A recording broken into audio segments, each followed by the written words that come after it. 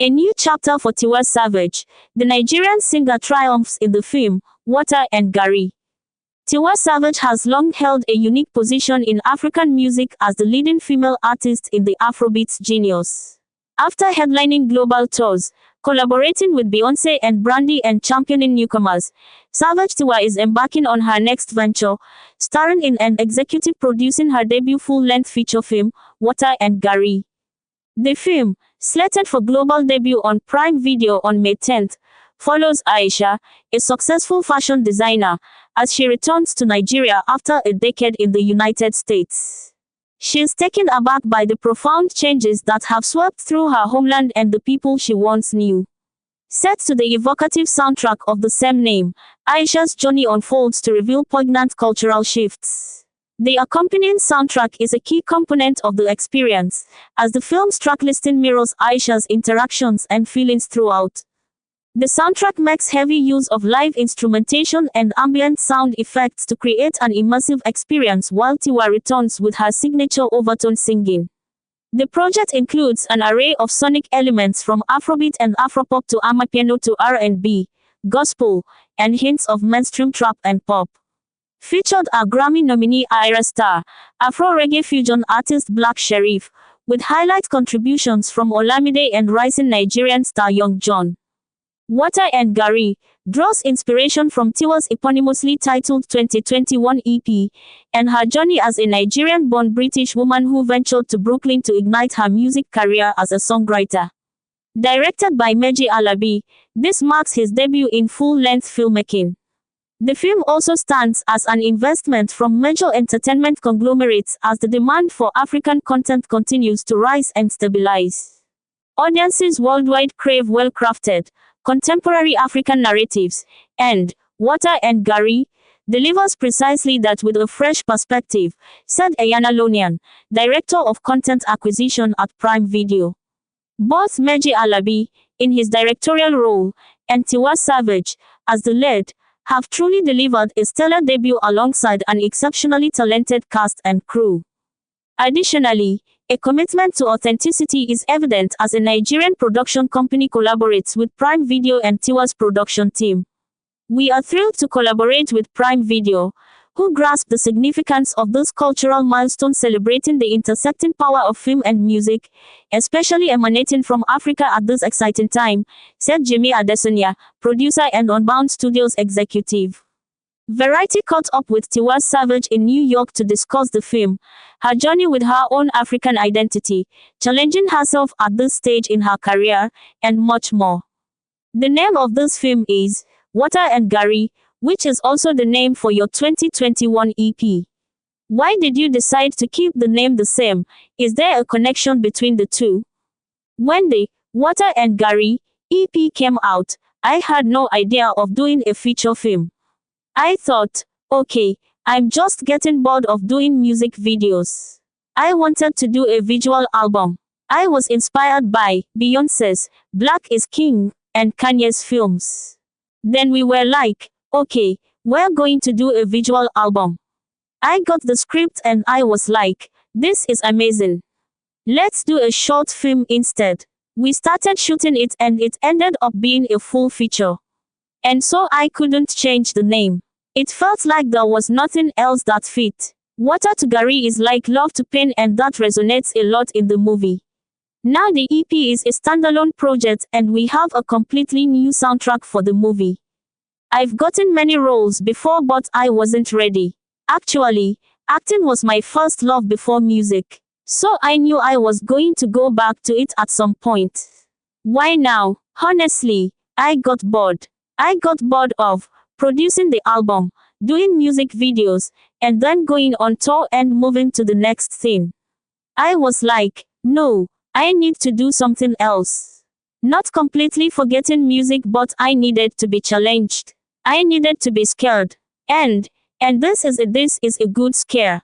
I also feel like many of us, I'd say, Wizkid, Davido, Burna Boy, are at a place where we've established ourselves as household names, and at this point can do something new or do anything that we want to do. You worked with director Meji Alabi, a previous music video collaborator, and with this being your first film, how did he support you? What was the creative and preparation like? This is his first. They made sure that everybody kept calling me Aisha. The whole team, Meji, and my partners Jimmy and Vanessa, everybody was incredible. I've worked with for years. We clicked from day one. So they can tell when I'm a bit nervous about something and they'll give me a shot of tequila. This soundtrack explores a lot of Afrobeat elements but also showcases experimental concepts with jazz, gospel, and more. Was there any hesitation to step in a bit outside of your comfort zone? People expect a certain sound from me. So with doing a soundtrack, I could. The title track with Richard Bona and the Cavemen is very jazz. I was able to do so many things because obviously, it's a soundtrack. I went to Berkeley and I studied jazz. My background is jazz and R&B, but even though that's my background, I didn't start as a jazz artist. I kind of have to ease my fans into those types of genres and show them that I can do that. You were among the first to modernize African music and bring it to the global stage and really break out of that Afrobeats box people tend to place African music in. On your Water and Garri EP, you worked with Amare, who is also praised for defying genres. Is that intentional? Amare is incredible. I love that people expect me to be African and I'm going to always be African. I don't have to wear dashiki or have braids, laughs, but I am what I am. But yes, I like to experiment but African culture. I would either put it in my fashion or put it in my music, always. It's because it's beautiful to be African. I'm sorry, I'm not ashamed of it at all. That's especially important in a time where some African artists are saying, don't box me in an Afrobeats. Don't call me an Afrobeat artist. I think everybody has different experiences. Some artists were born and bred in Africa, so for them, they want to explore other things. Although I was born in Africa, I lived in London and I lived in America. When I was growing up in London, I was bullied for being African. And now, it's the coolest thing. It's the coolest thing. So for me, I have a different perspective. I'm not trying to shy away from it at all. In fact, I'm running more towards it because I lived away from Africa for so long. You just spoke about having to leave home at points and go chase after your career. Your character, Aisha, reflects that experience. She leaves home for 10 years and she comes back to everything being so different. Did you at any point experience that? I would always go back in December. And when you go back in December, I don't really feel like you really experienced Nigeria. You're experiencing the fun parts of Nigeria. Now when I moved back and I was there for like a few months, I was like, this isn't dirty December, laughs. You've worked with so many up-and-coming artists. You've previously worked with Ira Star and now you have Ira on this project as well. We spoke about Amare earlier. You also have Black Sherif on this project as well. Is working with new artists a conscious effort or does it just happen?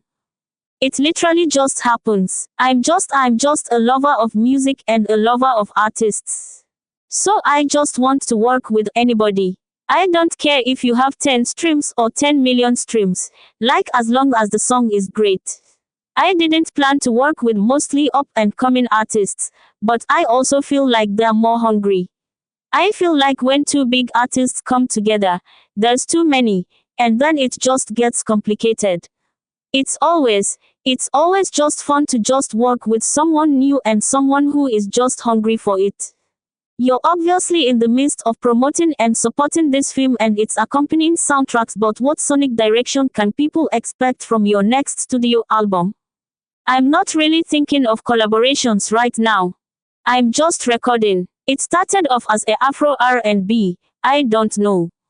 It's just music because I've just got so many different sounds. Now, the challenge is to tie it all and make it sound like an album, not like just different songs that I've just put together. So, I'm trying to find something to tie everything together. But individually, all the songs are magical and I've got lots of live instruments. I'm recording some parts in New Orleans and Nashville as well. So it's a different sound, but like I said, it's always going to have the African element. I'm really excited because I'm not limiting myself to anything and vocally too. I'm pushing myself like I'm singing. What do you hope people take away from this film? First of all, if they've never been to Africa, they should come because the way Meji shot it was so beautiful. And I'd say not being afraid to pursue your dream. Where Aisha she's coming from, you would never imagine that she could be anything. But she ended up being very successful as a fashion designer, but then she still went back home. So, I think the film can encourage anyone. I don't care if you're from the slums. Water and Garri narrates the story of Aisha, a young girl on a path to finding her destiny in life. The movie opens with a scene where a young man is being chased around in the night in a slummy area, and after running in through the nooks and crannies of the streets, he ends up being shot. The narrator, Aisha, tells us not to pity him because he has met his karma for killing her brother. Aisha had a successful career as a fashion designer in Los Angeles, but she received a skeptical call from her cousin, Stephanie, who broke the news that she lost her brother Nii. 3 months later, Aisha had to return to the East Side, where she was raised by her grandmother, Yemi, alongside her brother, Ayomide. Returning to East Side wasn't easy for Aisha, as almost everything seems to have changed since she departed 10 years ago. Upon returning to East Side with all her childhood memories, the loss of her grandmother, the childhood of growing up with her brother Mide, and her love journey with Kay as a teenage girl. She reunites with Kay, her teenage lover, who is now the head of the gang terrorizing the entire East Side. Their love sparkles again, and he shows her the whole city, riding her downtown on his bike. Unfortunately, their supposed reunion flickers as Kay encounters and challenges a young man whom he perceives to be an opposition or a threat. The night did not end well for the lovebird. But as she grapples with her love affair with Kay, would her return to East Side make any difference in her life? Character analysis. Water and Garri features Tiwa in the lead role as Aisha, a thriving fashion designer, supported by actors such as Mike Afolarin from Far From Home, Andrew Bunton of Dynamite fame, and Jemima Osund, known for her role in New Money. Directed by Meji Alabi, the film boasts a soundtrack enriched by the musical talents of Ira Star, Black Sherif, Olamide, and Young John. Tiwa's talent is undeniable, and her captivates hearts worldwide. However, her foray into acting in Water and Garri left much to be desired. While her inherent charm is evident in music, it didn't quite hit the mark in acting. Despite her lovable charm, her portrayal of Aisha lacked the depth and finesse the character demanded. On the other hand, Andrew Bunton's performance didn't favor the film. He stumbled over his lines and couldn't quite muster the charisma needed for his character, Kay, leaving his acting flat. Bunton's performance felt stagnant, failing to inject the necessary energy and charisma into his role. Consequently, the overall impact of his acting left viewers wanting, unable to engage with the character's journey fully. Movie analysis. Tiwa embarked on producing the movie to unveil the inspiration behind her album title, Water and Garri. However, after 80 minutes of vivid visuals, lackluster storytelling, a predictable soundtrack, and flat acting, I scratched my head, unable to grasp the movie's essence. The very first scene of Kay running from an unseen chaser, but later being shot, had some intrigues that could keep the audience longing for more. But 5 minutes into the movie or less, the audience loses appetite in the movie because the film lacks the necessary elements to keep anyone spellbound. While Water and Garri may be a generic phrase in Nigeria, the movie's concept, theme, and values seem far-fetched. Although there are no laid-down rules to filmmaking, there are scenes to filmmaking, and the cardinal sin is for a film to be boring. In this movie, Garri and Water, as generic as it may be, loses its taste. The movie suffered several unforgivable sins. For instance, there is no connection between the first scene and the last scene, despite both scenes narrating the same thing. In the first scene, we get the idea that K was chased, and after so much hide and seek, he was later shot. But in the last scene, he had just ridden down from his bike when he was unprecedentedly shot. An honest review of Tiwa Savage's debut film, Water and Garri. Unless you've been residing underneath a rock, you've probably heard approximately Tiwa Savage's debut film, Water and Garri. But if you're simply tuning in, don't worry, I'm here to deliver you up to the mark. Tiwa Savage has been making waves with massive press coverage up to and following the movie's release, piquing all and sundry's interest. She turned into now not only part of the manufacturing, however, she also played the lead position in the movie. Officially launched on Sunday, May 12th, on Prime Video, the film has since garnered a range of reviews online, with evaluations frequently tied to perceptions of the musician herself. Yet, amidst the buzz, I watched it and I want to offer an honest review that will help you determine whether Water and Garri is without a doubt worth its ovations. Approximately the Water and Garri movie without spoilers. Don't fear. In Water and Garri, each frame bursts with colorful hues, efficaciously shooting and improving the vintage Ghanaian town it turned into the shot. Alabi's information shines through in his portrayal of darkish pores and skin tones, emphasizing their rich colors and textures. The cinematography within the film is remarkable, a testament to Alabi's talent and finesse. It's like a chef's kiss to the eyes. Tiwa stated in several interviews that the task started as a quick film earlier than evolving right into a function period production. I believe it would have been higher off as a quick movie. Officially released on Sunday, May 12th, on Prime Video, the film has seen garnered several online, with opinions regularly tied to perceptions of the musician herself. Yet, amidst the excitement, I watched it and I want to provide a sincere evaluation that will help you decide whether or not Water and Garri is virtually worth your time. The beautiful cinematography in Water and Garri. The movie was helmed with the aid of the famous director Meji Alabi, who introduced his signature aptitude to the screen, just like he does with his track films. While the storyline turned into compelling, it may have been correctly conveyed in below 30 minutes. The rest of the film felt padded with filler scenes, particularly these montages that made the film appear like a track video. They were likely a nod to the director's background but had been the really important. No, I don't suppose so. The film simply appeared in instances to be prioritizing visual spectacle over advancing the narrative. The Nigerian and Ghanaian combo. Officially launched on Sunday, May 12th, on Prime Video, the film has garnered a range of opinions online, with evaluations frequently tied to perceptions of the musician herself. Yet, amidst the buzz, I watched it and I want to offer an honest overview that will help you determine whether Water and Garri is truly really worth a while.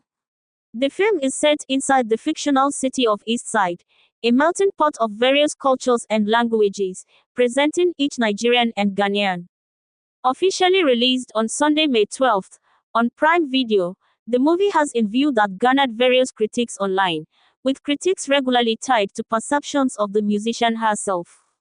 Yet, amidst the thrill, I watched it and I want to offer a sincere evaluation to help you determine whether Water and Garri is worth a while.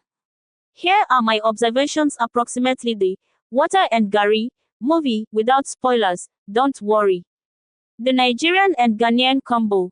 The narrative is ready inside the fictional metropolis of Eastside, a melting pot of numerous cultures and languages, proposing each Nigerians and Ghanaians. The chemistry between Aisha, played by Tiwa Savage, and K, performed by way of Andrew Bunton, became charming. You could reduce the sexual tension among them with a knife. It's arguably the quality depiction of such chemistry I've seen in Nollywood manufacturing. While their cutting could have benefited from in addition improvement, the glimpses we did get left us looking more